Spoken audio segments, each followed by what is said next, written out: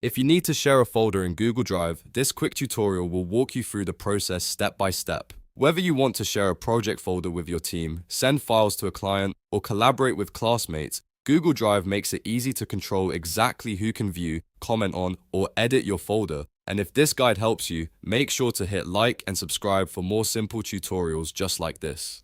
First, open your browser and go to drive.google.com, then sign in to your Google account. Once you're inside Google Drive, find the folder you want to share. Take a moment to make sure you've selected the correct folder, especially if you have a lot of files stored in your drive. Next, right-click the folder and choose Share, or you can click the folder once and then use the Share icon in the top right corner.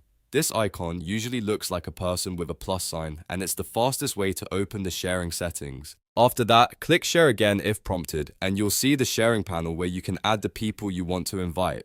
Now type the email address of the person or group you want to share with in the Add People and Groups box. Make sure the email is correct, because this is how Google Drive will send the invitation. Once you've entered the address, you'll need to choose their access level. You can set them as a viewer if you want them to only read the files, a commenter if you want them to view and leave feedback, or an editor if you want them to make changes and collaborate fully. This part is important because the permission level controls exactly what they can do inside the folder. If you want them to receive an email invitation, check the Notify People box. You can also add an optional message if you'd like to include context, instructions, or a quick note about why you're sharing the folder. When everything looks good, click Send.